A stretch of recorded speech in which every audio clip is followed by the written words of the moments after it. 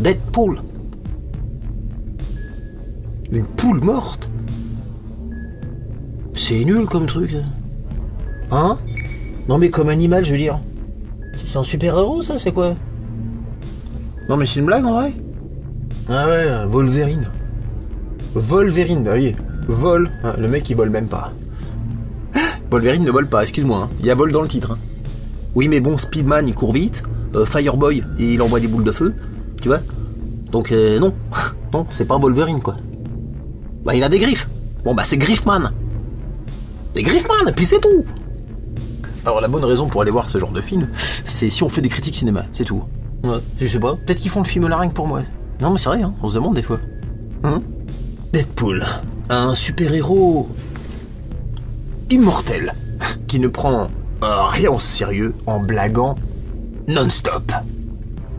Et il sait qu'il est un acteur dans un film qui raconte une histoire de multivers où tout existe tout le temps, partout, à l'infini. 4 manières de tuer l'intrigue et les enjeux.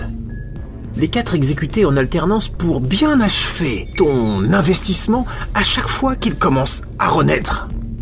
L'anti-histoire. Et on vient d'inventer un truc, je crois. Ouais. L'anti-histoire. Ça peut pas raconter quelque chose, puisque rien n'est vraiment là, tout existe tout le temps, tout peut être rejoué, rien n'est vraiment définitif. C'est-à-dire, même le monde des rêves, bon, il y a des règles. Presque, j'ai envie de dire. Surtout que, encore une fois, ce genre de sujets ont été bien mieux traités au cinéma.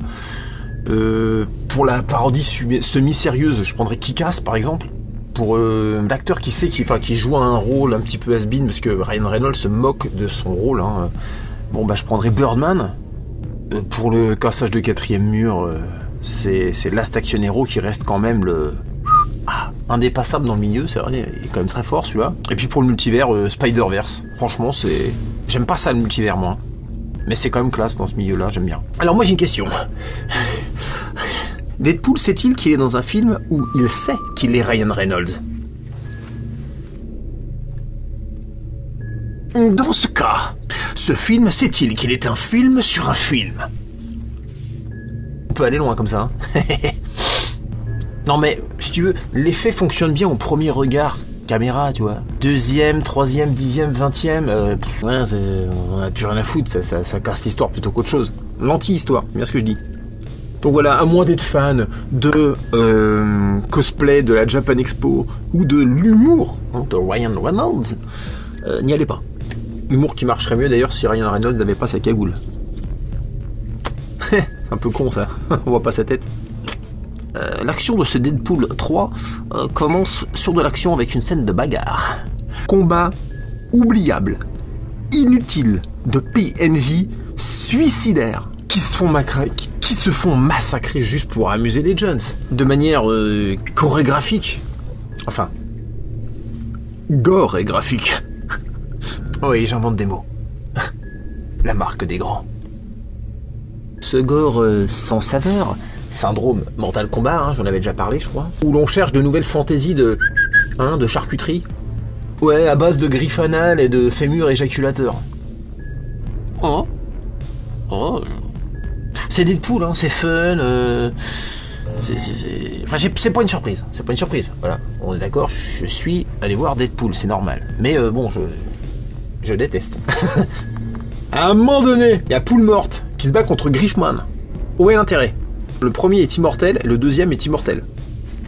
C'est pas la première fois que je le dis, hein, mais s'il n'y a pas la mort, il n'y a rien. Et la mort, c'est tout.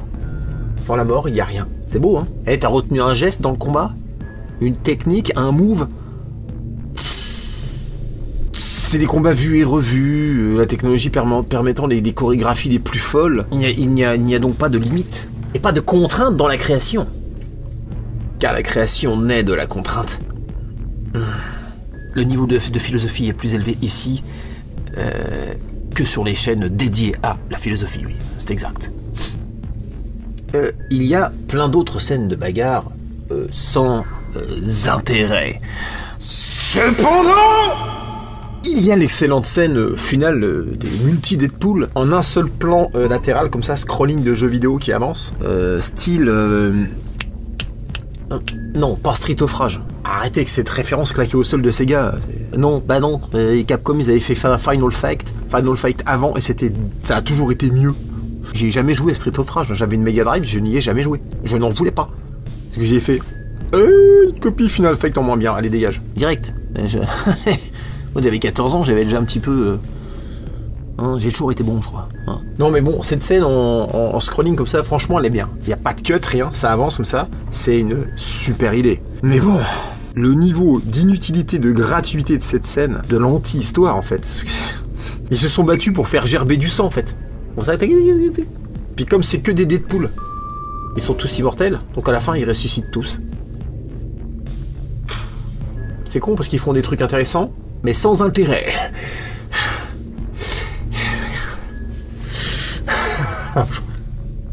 Ouais, puis il y a les Deadpool, ils arrêtent de se battre en fait contre Deadpool machin et Wolverine. Faut suivre, hein. Parce qu'il y a un Deadpool chef avec un gros moule burn qui dit je sais plus quoi, ouais, tatatou. Il a rien compris. Ouais. Bon, ça restera la meilleure scène du film. Très conne, mais voilà quoi. On en est là. Donc humour. L'humour du film est essentiellement basé sur les blagues de Ryan Reynolds lui-même. Tantôt blague de cul, tantôt blague sur Disney, la production, tantôt blague sur le petit chien. Alors ça, le petit chien, putain, on fait des caisses à rallonge. Ah, oui, il lâche, il a une grande langue. Oui, c'est marrant, Ryan, c'est marrant. Ce qui est à base de bave et qui suinte, il aime bien, lui, de toute façon. Ouais, il a un côté fluide. Il est très fluide comme mec. Ouais, Ryan. C'est Bruce Willis. Je déconne, c'est Butch. J'avais pensé, est-ce que t'as pas fait de blague caca? Pipi caca, pas trop, hein? Tu devrais en faire plus. Hein? Donc il y a une critique de l'univers cinématographique, des studios, de Disney, de la production, sur Hugh Jackman. Ce film assume trop lourdement le fait qu'il saute un gros fanservice. Tu vois ce que je veux dire? C'est bien, t'es un fanservice, d'accord, tu nous le dis, oui, ça reste quand même du fanservice, c'est chiant en fait. Avant on se raconte un truc quand même. Là, ils ont rien à raconter en fait. Le fait que c'est du fanservice. Enfin, c'est comme quand ils nous servent le combat contre Deadpool et Wolverine, puis qui regarde la caméra et qui fait préparez vos chaussettes à branlette, je sais pas quoi, avec les slips qui mouillent là. De toute façon, alors les dialogues grossiers, ouais. De toute façon, les blagues de cul de Ryan Reynolds, ça tourne en boucle sur Slip. Slip qui mouille quand tu dois de ton cul. Oh là là, j'ai mouillé ma culotte à 4 pattes. C'est à peu près ça, 75% des blagues de Ryan Reynolds. Alors Deadpool transgressif. Non. Et 100% de l'humour, c'est de l'humour antiviriliste. Je sais pas si vous avez remarqué. Bien sûr, les cibles sont les hommes. C'est pince sur téton, moule burn, intromission d'objets dans le drague homo. Et d'ailleurs, au passage, je m'adresse aux spécialistes, un hétéro, Deadpool, qui fait des vannes gays en simulant une homosexualité refoulée. Je me demandais, est-ce que ce n'était pas une caricature vulgaire des gays? Ne serait-ce pas de la stigmatisation? Là, je ne rigole plus. D'accord? Il rigole là ou pas? Il rigole pas. Alors, un truc interdit par exemple, c'est qu'il n'y a pas de remarques sexuelles d'homme vers femme. Non, aucune, jamais. Non, d'homme à homme, oui. De femme vers homme, oui. Mais jamais homme vers femme. Deadpool transgressif? Disney essaie se moque un peu d'eux-mêmes, essaie d'avoir de l'autodérision pour essayer de s'élever lui-même. Et par l'intermédiaire de Deadpool se moque de son fanservice, de sa médiocrité surtout. Mais des défauts, même assumés, restent des défauts. C'est nul, et si tu l'avoues, bah oui. Mais c'est quand même nul. Et puis ce personnage qui est tout le temps dans le brisage de quatrième mur, c'est un peu lourd au fait au bout d'un moment. Parce que il est tout seul à faire ça. Les autres, ils sont tous sérieux dans le monde du film. T'as Wolverine qui chiale parce que ouais, j'ai tué les X-Men. Bah oui, mais bon, on voit pas, on sait pas trop si c'est triste ou pas, on n'est pas dedans. Puis l'autre, tous les 5 minutes, Slip qui mouille, petit chien qui lèche. Ah oui, bon. Comme je vous dis, mais finalement, il est plus marrant quand il a pas la cagoule. Donc là, je reviens sur un truc, c'est con. Il a une cagoule, on voit pas sa tête. Pour un comique, ça enlève ça enlève de la puissance comique. Tu mets pas une cagoule à Louis de Funès. Ah, je viens. Non, c'est un peu con ce choix de personnage. Donc en plus son identité, il a absolument pas besoin de la cacher. Non, Deadpool c'est con de toute façon. De toute façon l'animal c'est nul. Poule morte, je vais pas revenir là-dessus, mais. De l'anti-histoire. Comment tu veux te prendre de passion pour les drames, les énigmes, les intrigues amoureuses ou existentielles des personnages? Il fait des vannes non-stop. C'est pas possible. Surtout que l'histoire. Dans mes notes, j'ai écrit plusieurs fois. J'ai pas compris. Je comprends pas. Alors je vais vous lire un peu parce que c'est chiant sinon. Donc t'as Deadpool, il veut devenir un Marvel. Mais il le refuse, donc du coup il va vendre des voitures. Puis là t'as le TVA qui l'enlève. Bon bah tout du début on s'en foutait. Et puis donc il donne à Deadpool une mission, sauver le flux temporel. Enfin non, c'est sauver un axe temporel. Car le TVA qui surveille les variations anachroniques, ils disent ça va pas parce que dans votre monde il y a Logan, il est mort. Et il faut pas qu'il meure parce que c'est un être important à l'univers. Sinon l'univers s'écroule. Un petit peu comme dans 5e élément, il y a un être suprême. Non mais je vous raconte ça mais j'ai rien compris. C'est ce que moi je crois que j'ai compris. Alors donc pourquoi? Donc bon on sait pas. C'est comme ça. Hein, c'est comme ça. Et pourtant j'ai vu Loki. Donc voilà, super au demeurant, très bonne série. Imaginez ceux qui n'ont pas vu et qui débarquent. Donc il y a Deadpool, il va d'univers en univers pour essayer de trouver un Wolverine qui serait disponible. Donc on nous fait une série de Wolverine multiverse, c'est rigolo. Voilà, t'as le gros caméo d'Henri Cavill. Voilà, c'est... vous allez... Oh, je crois que j'ai mouillé ma petite culotte. Alors là, évidemment, il savait pas quoi faire comme van. Il s'est dit, il y a Henri Cavill, qu'est-ce que je peux faire comme van? J'ai quoi comme van? Mouiller la petite culotte, je vais faire ça. Oh, je crois que j'ai mouillé ma petite culotte. Il faut arrêter de mouiller sa culotte, Ryan. Faut consulter, quoi, à un moment donné. Non, mais retiens-toi, fais quelque chose. Et donc, il en trouve un de Wolverine, un alcoolique un peu déprimant, comme ça. Mais je me dis, bon, bah, oui, d'accord, enfin, s'il enlève un Wolverine dans un univers pour le remettre dans un autre, pour sauver celui-là, il va rendre l'autre instable, puisque Wolverine ne doit jamais être mort. Donc, c'est l'autre univers qui va s'écrouler. Enfin, tu déshabilles Paul pour habiller Jacques, là, dans ton histoire. J'ai pas compris. Je vous dis, j'ai rien compris. Cachet. J'ai toujours rien compris. Bref, le TVA l'envoie dans le néant. Sorte de Mad Max World, pour la faire courte. Il rencontre la Torche. Et tout un tas de super-héros des années 90. Je vous les spoile pas. De toute façon, vous pouvez trouver sur internet. Non mais c'est sympa. C'est sympa de les revoir. Soit. Mais raconter un truc, les mecs. Donc en plus... On sent qu'il les amène, puis t'as Deadpool qui se font, qui est comme quelqu'un dans le public de la salle qui fait oh ouais, trop fort, tu vois, que c'est lourd. On se croirait une convention en fait. Et donc dans ce monde du néant, il y a une méchante, c'est une espèce de professeur Xavier. Elle a un plan que j'ai pas compris. Voilà. Donc il y a plein de méga batailles et plein de super-héros avec Griffman et tout le monde. Poule morte, il arrive à bloquer ses pouvoirs. Finalement, ils arrivent à la battre, mais finalement, elle les envoie quand même dans la réalité. Je crois qu'en fait, c'est pour les suivre. Mais bon, on aurait pu faire ça depuis le début. Et puis pourquoi j'ai pas compris. Et en fait, elle les suit pour activer le broyeur temporel, qui a été activé par un autre deuxième méchant, qui s'appelle Paradox, qui bosse pour la TVA, qui apparemment a embrouillé tout le monde depuis le début, mais j'ai pas compris non plus pourquoi. Le broyeur temporel, ça... Alors je sais pas ce que ça fait. Je sais pas, ça arrête les montres, peut-être. Qu'est-ce que tu... Non. C'est incompréhensible comme histoire. Et tant que j'ai pas fini. Parce que, donc, il y a Griffman et puis Deadpool, ils sont dans New York. Là, ils se battent avec les Deadpool, là. Boum, bim, bam. Bon, ça a servi à rien. Ils repartent chez eux. On est d'accord. Et puis là, ils arrivent à empêcher la méchante d'activer le broyeur temporel. Puis, mais tu sais, c'était super dangereux de toucher les trucs. Donc, c'est comme ils avaient beaucoup d'énergie. Normalement, ça tue les gens qui touchent, quoi. Donc, ils ont fait une action suicide, quoi. Ils ont sauvé le monde et ils sont morts, quoi. Deadpool et Wolverine sont morts. Waouh.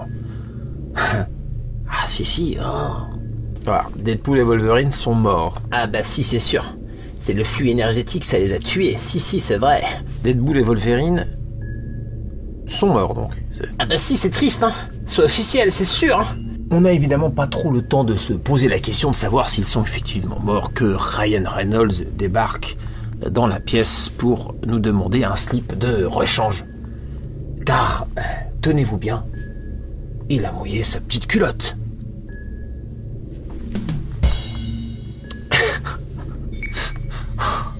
Ah, Ryan, putain. D'ailleurs, il y a une scène cachée après le générique. C'est vraiment pitoyable. Hein. C'est donc la Torche qui a une scène coupée où il insulte quelqu'un. Et donc, on a son insulte en entier, quoi. J'aurais dû l'enregistrer ou la mémoriser mieux que ça. Mais c'est vraiment mauvais. C'est de la vulgarité sans saveur. C'est nul. Nul. J'en peux plus, quoi. Conclusion, j'avais vu Doctor Strange. Déballage d'effets visuels intéressant, c'est vrai. Mais bon, une histoire de multivers qui rend l'histoire inintéressante puisque tout est possible. On n'en finit jamais d'avoir quelqu'un qui ressuscite finalement, puisque plus personne n'est unique. J'avais vu aussi Gardien de la Galaxie 3, effets visuels au max, là, avec le couple comique, la nana avec les antennes, et puis le catcheur là. Eux, c'était très bien. Franchement, ils devraient faire un film juste sur eux deux. Parce qu'ils sont marrants, vraiment. Mais le gros de l'intrigue de ce film, c'est tourne autour de Rocket. Ah ouais, suspense autour de son origin story. On a accroché comme ça, on bouge plus. Révélation. Mais quel est donc ce mystère? C'est peut-être pas ce qu'on croit. Et peut-être même bien que c'est... Un raton laveur. Il s'appelle Raccoon. Ça veut dire raton laveur en anglais. Et il a une tronche de raton laveur. C'est un raton laveur. Ça valait vachement le coup de faire un film là-dessus, Sacrée révélation. Bref, je n'ai pas aimé. Alors par contre, les séries sont exceptionnelles. Là, par contre, je vous conseille WandaVision. Mais vraiment, c'est vrai que WandaVision, c'était novateur. Bourré d'idées, on est 100 fois plus que dans tous les films réunis. Loki, très bien, l'esthétique, tout. Franchement, Loki, j'ai bien aimé. What If, carrément dingue. Avec un méchant vraiment qui surpasse Thanos et tout le reste. Je me disais, mais comment on pourrait faire? Putain, les idées, ils les ont dans les séries, quoi. En fait, Deadpool, moi, on dirait que c'est un peu la démarche de Matrix 4. Des studios qui... Tu vois, de cette industrie cinématographique qui troll ses propres œuvres par ennui. Décadence, fin de cycle, mort. Annonciatrice d'une renaissance, donc c'est une bonne nouvelle peut-être. Syndrome d'un cinéma qui se regarde filmer un film qui filme un film sur un film.